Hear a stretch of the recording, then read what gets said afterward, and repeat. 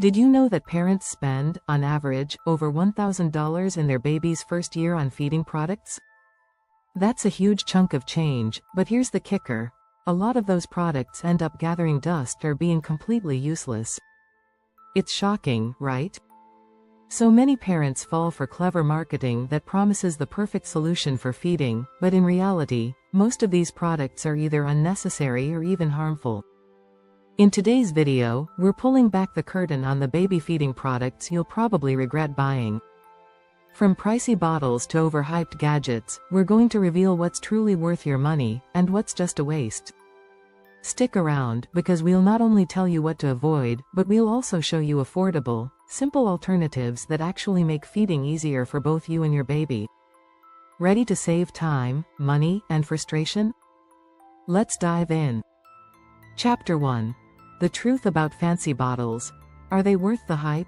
When it comes to baby feeding bottles, many parents get drawn into the flashy marketing that promises better health, easier feeding, and quicker bottle transitions. It's easy to believe these bottles will solve all your feeding problems, but here's the truth: they often don't live up to the hype. Experts suggest that while special bottles can help with bottle feeding issues, most babies simply need something straightforward. According to the American Academy of Pediatrics, a bottle with a proper nipple flow and a good grip can be enough for most babies. A bottle with too many extra features, like built-in temperature sensors or fancy valves, often complicates things more than needed. The complexity of these bottles can actually make feeding harder for both parents and babies. Babies are learning how to latch, suck, and swallow at their own pace, and complex bottles with too many parts can slow down that natural process. In fact, studies show that babies who use simpler bottles are less likely to experience nipple confusion. The University of Kansas Medical Center found that babies fed with simple bottles transitioned easier between breastfeeding and bottle feeding compared to those with overly engineered bottles. So, what's a good alternative? The classic, affordable, easy-to-clean bottle, think glass or BPA-free plastic with a straightforward nipple shape, often works best. And let's talk about the cost. High-tech bottles can easily cost $15 or more each, and most parents find themselves buying multiple ones when their baby has a growth spurt or a new preference. These expensive bottles don't guarantee fewer messes or less fuss.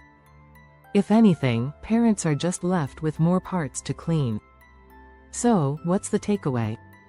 Stick to simple, reliable bottles that make feeding smooth and stress-free. You don't need to spend a fortune to provide your baby with a great feeding experience. Chapter 2. The must-have feeding gear no one actually needs.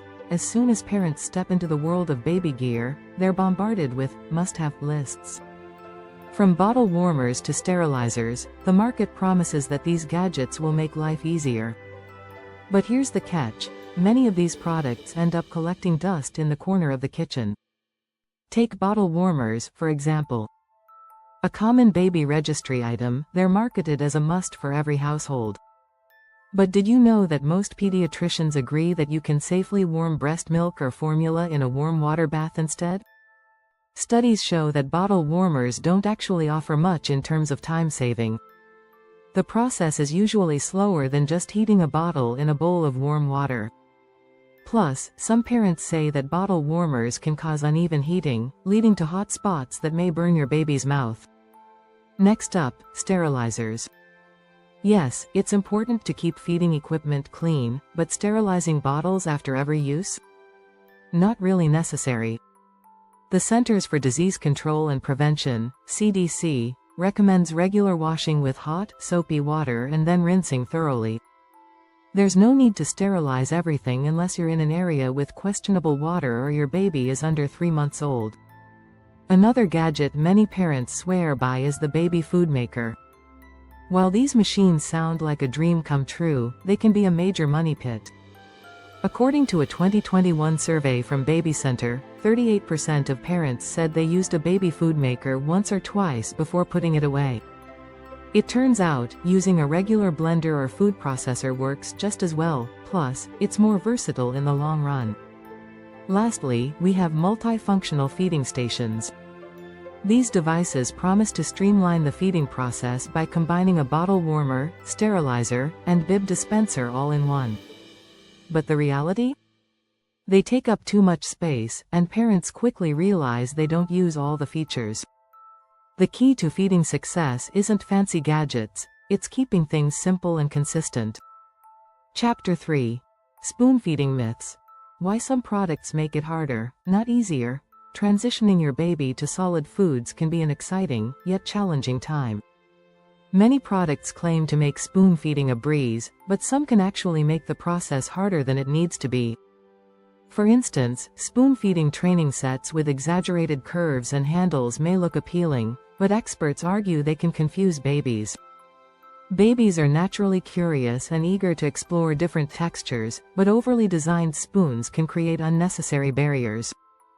Pediatrician Dr. Susan Jones from the Mayo Clinic suggests that babies benefit more from simple spoons that mimic the natural motion of eating. She explains that basic, soft-tipped spoons allow babies to learn how to control the spoon and direct it to their mouths at their own pace.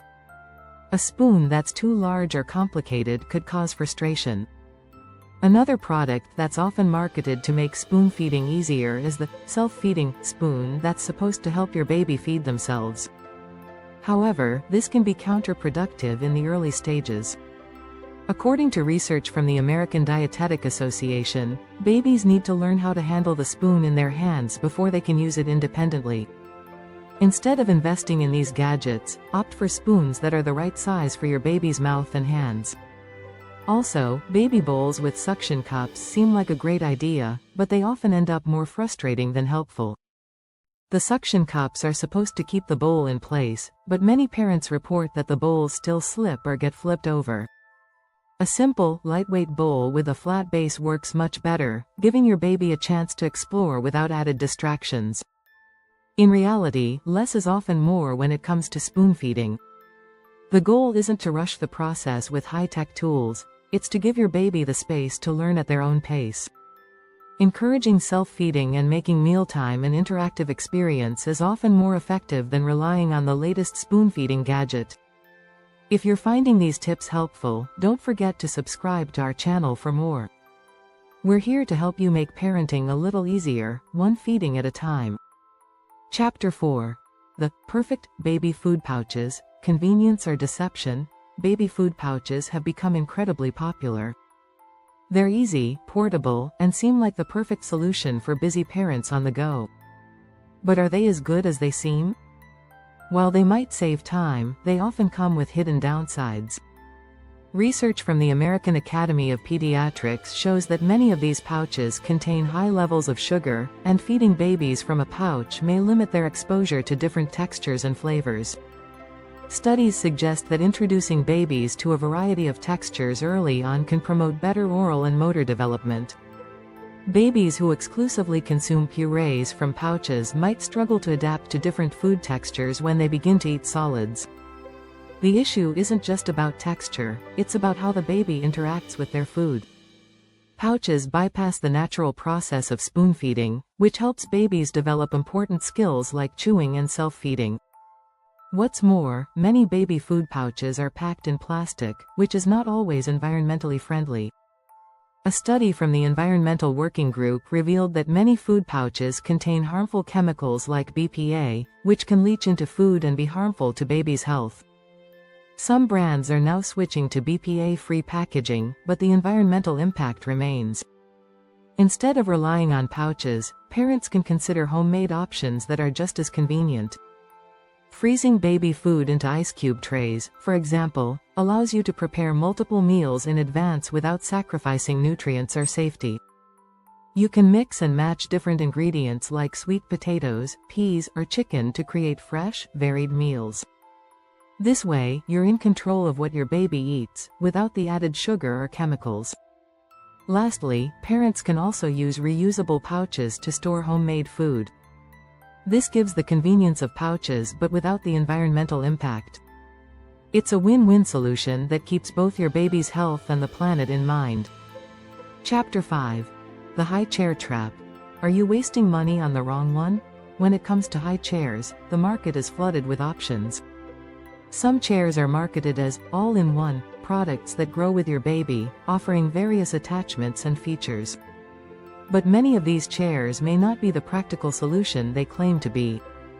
According to the Consumer Product Safety Commission, CPSC, some overly complicated chairs are hard to clean and can even be dangerous, with unnecessary parts that pose choking hazards. One of the biggest mistakes parents make is buying a high chair based on style or multiple features, like reclining backs or cushioned inserts. These extra features often get in the way of your baby's development. Research from the Early Childhood Education Journal suggests that a simple, sturdy high chair with a secure safety belt promotes better posture, making it easier for babies to learn how to eat independently.